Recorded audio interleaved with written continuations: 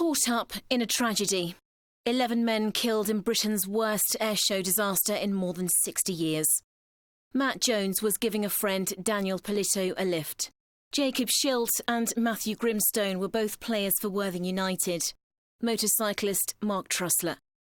Maurice Abrahams, a wedding chauffeur. Grandfather Mark Reeves, who had parked up to take photos of the planes. Cyclist Richard Smith. Father of two, Dylan Archer. Aircraft enthusiast Tony Brightwell. And Graham Mallinson, a retired engineer. But in light of today's air investigation report, the question is, could the 11 men still be alive if the organisers of the Shoreham Airshow had stuck by the rules?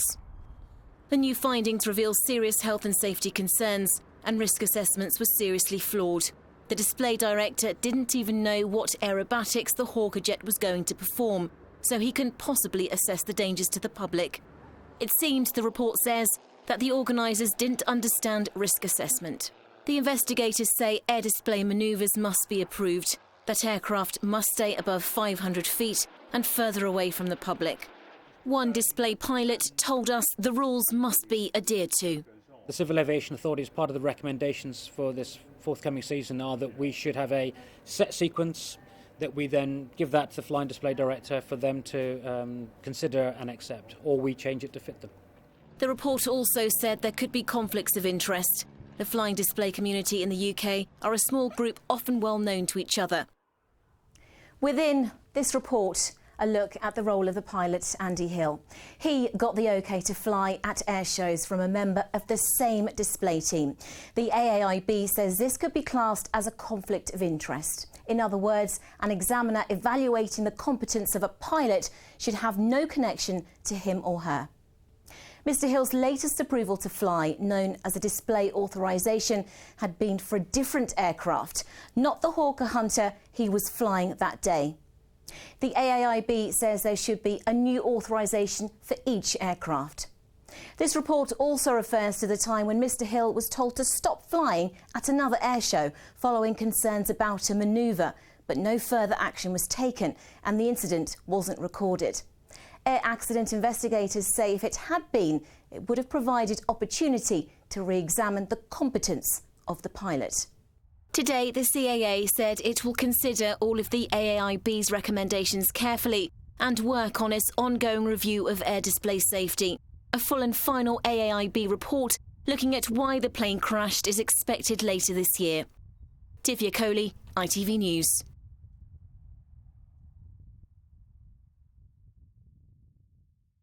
Well, our reporter Divya Kohli is there now. Divya, is the fire out tonight?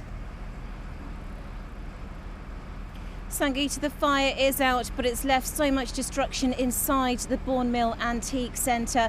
So much of the community were out today concerned about the building and about the owners who've been left absolutely devastated. Surrey Fire and Rescue say the fire has now been contained, but they will be here throughout the evening to dampen down hotspots. Here's how events unfolded. A little piece of history in Farnham in ruins today. The Bourne Mill Antique Centre, described as a treasure trove with 4 floors of collectibles. The owners almost speechless. The building's 200 and odd years old, and we're very sad. The fire alarm went off, so the staff evacuated the whole building immediately and then went up to fight the fire with fire extinguishers. Unfortunately, the fire has taken hold too much for them to fight it. Everything's damaged. Every room. Fire crews were called at around 11 a.m. this morning. It's a favourite amongst dealers, some who just couldn't do business today. Well, I was due here at 1 o'clock today for a meeting with a bride who'd come to choose her vintage wedding dress, but obviously that was not going to happen. As I arrived, smoke pouring from the roof, and just hoping really that everyone had got out in time and was okay. The Antique Centre attracts locals and people from all over the world, but it'll take time for it to get back on its feet. Well, you saw David Myers, the owner there, absolutely saddened by what's happened today. He says it'll be 6 months or more before they are back in business. He says everything's been destroyed in the 33 rooms of antiques and collectibles, not just by the fire, but by the water that was used to put the blaze out. Reports an electrical fault was to blame. Divya, thank you.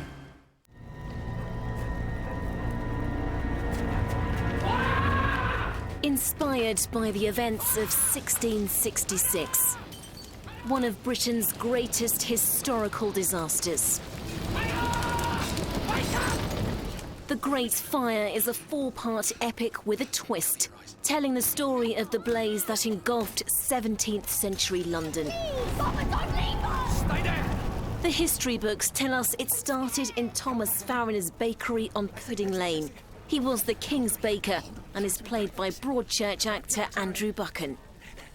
You learn nursery rhymes at primary school about the Great Fire, but there's nothing nursery rhymish about it. There's nothing cosy or comfortable. It's horrific. It's just terrifying. Sarah! Mama! Sarah! I heard you yelling a lot. I like a good yell. I don't get to do it half as much as I like. So it feels good. Climbing on a cart as well, that's good. Will the miller give you flour against next week's order? I doubt it. As well as this all being quite factual, there's a bit of a love story in all of this. There is a love story going on, yeah. There's a love spark. story. A spark. Excuse the pun. Good, like it. Love what you've done there. Now, I hear you once said that the poor folk who used to toast my health on their knees outside the gates were a little too much. Jack Huston takes on the role of Charles II, whilst Daniel Mays plays Samuel Pepys, the man who famously kept diaries during the fire. And Game of Thrones star Charles Dance is the mean Lord Denton. Send word for Mayor Bloodworth, the street's on fire. Hurry, man, if you want to save your premises!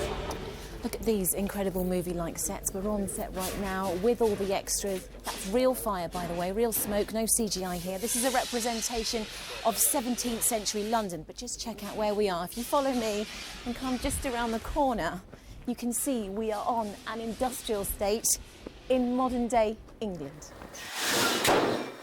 There's a big logistical problem with the materials that we're using, keeping all the gas going, making sure every window that we're doing is the same height of flame, that we keep the continuity going. And when all these people are running backwards and forwards, it looks chaotic, but we know where they are. We've choreographed that. So it's all going up today? Written by the ITV News correspondent Tom Bradby, there are of course references to present-day politics in his screenplay. Talk of austerity and security threats, but embroiled in this, a fictional love story.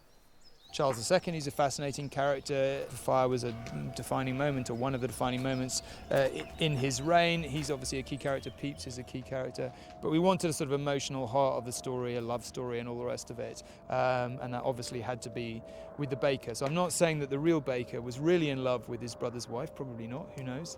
But our fictional baker is, and that's obviously the emotional heart of our story. Do people know you're a screenwriter and writer, as well as political editor of ITV News? I've been a writer actually as long as I've been a TV reporter. So how do you do it then? Because as soon as you leave here, you've got to put your news head on again. Well, there's lots of, women all over the world will tell you about multitasking. It's just that men are not usually seen as being very good at it, and probably rightly, and I'm not very good at it. 4 consecutive hour-long episodes will start on ITV tomorrow night. Divya Kohli, ITV News.